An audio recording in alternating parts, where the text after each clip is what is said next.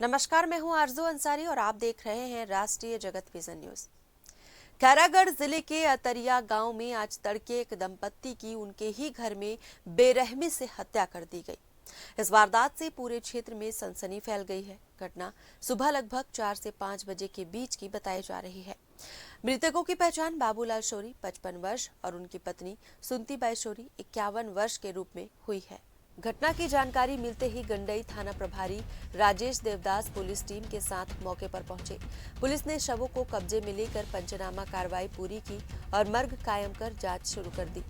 त्वरित कार्रवाई करते हुए पुलिस ने पड़ोसी भगवती गोड़ 35 वर्ष को संदेह के आधार पर हिरासत में लिया है। बताया जा रहा है कि संदेही मृतक दंपत्ति के घर के ठीक सामने रहता था।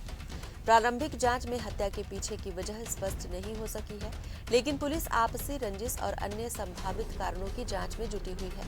थाना प्रभारी ने बताया कि संदेही से लगातार पूछताछ की जा रही है और हत्या में प्रयुक्त हथियार की तलाश भी की जा रही है।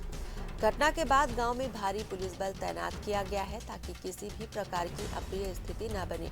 दंपत्ति की निर्मम हत्या के बाद अतरिया गांव में भय और आक्रोश का माहौल है।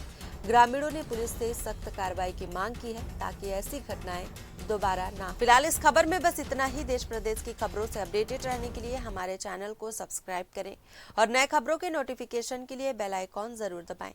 नमस्कार।